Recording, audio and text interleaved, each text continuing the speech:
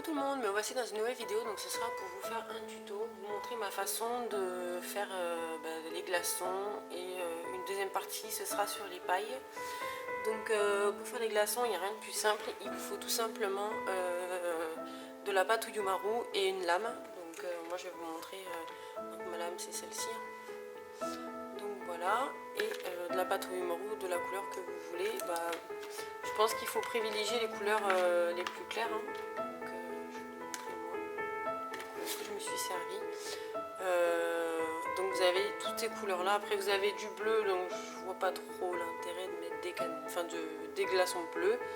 Après pour créer un peu plus kawaii, pourquoi pas. Après vous avez de la pâte noire. Donc après vous avez plusieurs sortes de pâtes. Donc il vous suffit juste d'avoir de la pâte Uyumaru et une lame. Et c'est tout simple. Je vais vous montrer la texture. Comme ça vous verrez que c'est à peu près similaire.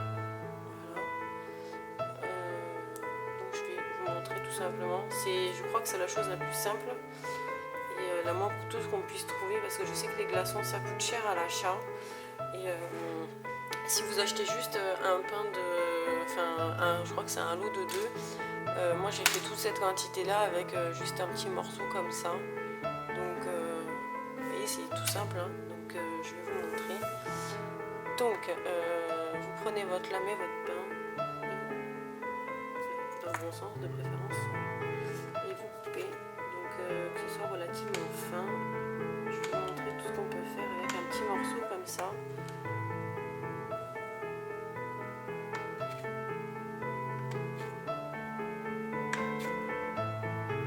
Bien sûr ça passe pas au four, parce que sinon ça va fondre et du coup ça ressemblera plus à des glaçons. Voilà. Donc je vais vous montrer. Donc tout simplement, je crois que c'est la chose la plus simple que vous m'était donné de faire.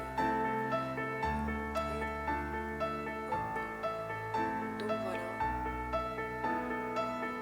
Et au niveau de la texture, faites pas attention à mes ongles. Au niveau de la texture, je pense que c'est une des choses qui ressemble le plus à des glaçons. Donc voilà. Et vous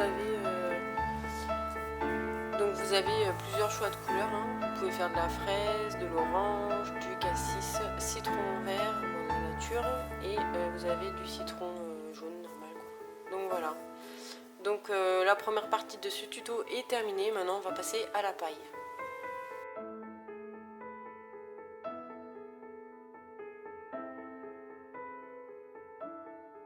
Voici la deuxième partie de la vidéo. Donc c'est le tuto sur la paille. Donc pour arriver à ce résultat là, il vous faut pas grand chose de pâte. Moi j'ai fait beaucoup de bicolore avec des couleurs et du blanc. Là je voulais essayer, m'en faire avec une seule couleur. Donc j'ai un tout petit morceau de pâte comme ça, mais il en faut pas plus. Donc je vais vous montrer. Donc c'est tout simple, vous faites un boudin. Vous faites en sorte qu'il soit vraiment de la même taille. Il faut vraiment que ce soit lisse et de la même taille partout, quoi, parce que sinon votre paille elle va bandouler. Je vais couper juste un petit morceau.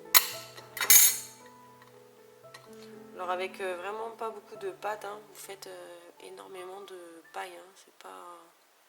Et ça aussi c'est très très simple à faire. Donc je vais vous montrer, je vais dézoomer un peu.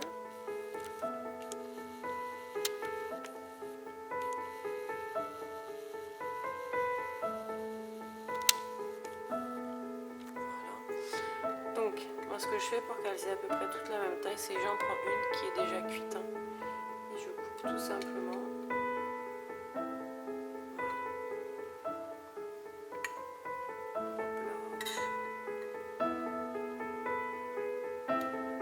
Les pailles, vous les faites de 2, 3 unis. Vous pouvez faire comme vous voulez. Après les couleurs, c'est vous qui décidez. Moi je fais ça parce que j'ai besoin de paille mauve.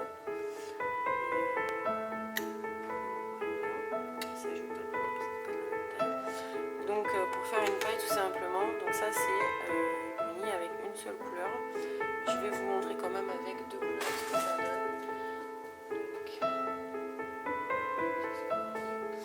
Donc j'ai pris un morceau de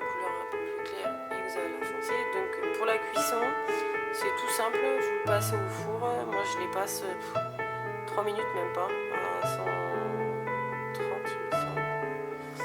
Pas plus parce qu'après ça va brûler. Après pour finir une crème comme j'ai fait pour le petit Starbucks, je vais vous montrer. La petite paille là, celle-ci c'est moi qui l'ai faite et ça coûte moins cher de se la faire avec de la fimo que de les acheter dans les magasins. Donc tout simplement on roule. Donc là c'est pareil, vous faites des boudins pour qu'ils soient à peu près de la même épaisseur surtout. Il faut que ce soit assez homogène. Au niveau de la taille, tire bien. Je vais faire la même chose avec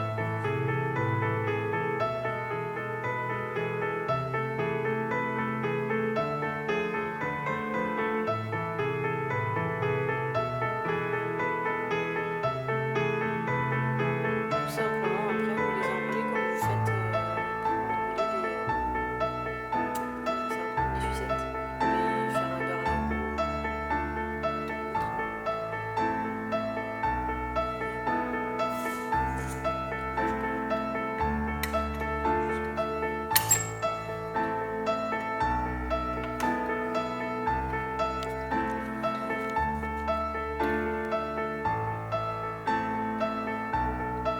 Une fois que ça a cette tête là, tout simplement vous aplatissez. Si vous voyez que les couleurs s'aplatissent mais que ça fait trop, comment dire, que c'est pas la même chose partout, bah vous les roulez. Il faut juste rouler la pâte et elle va s'entortiller et reprendre sa forme.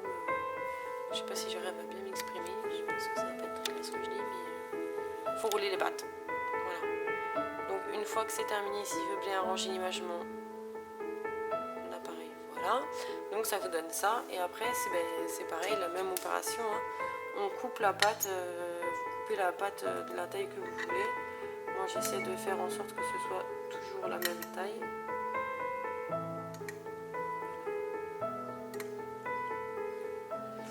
Et du coup ça vous fait une petite paille. Je trouve que c'est super sympa à faire et super simple.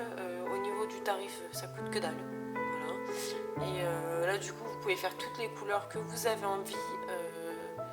Et vous n'avez même pas besoin de les vernir. Après pour la finition, si vous voulez que votre créa ait une finition un peu plus brillante au niveau de la paille pour donner un effet plastique, bien évidemment faudra la vernir. Mais je trouve que ça sert à rien de les acheter, alors vous pouvez vous faire des jolies pailles vous-même quoi. Donc voilà, donc j'espère que mes deux petites astuces histoire de réduire votre budget de Fimo vous aura plu. N'hésitez pas à me mettre ce que vous en pensez en commentaire. Et puis n'hésitez pas à vous abonner et à aimer les vidéos. Je vous dis à très vite. En attendant, prenez soin de vous-même et bye bye.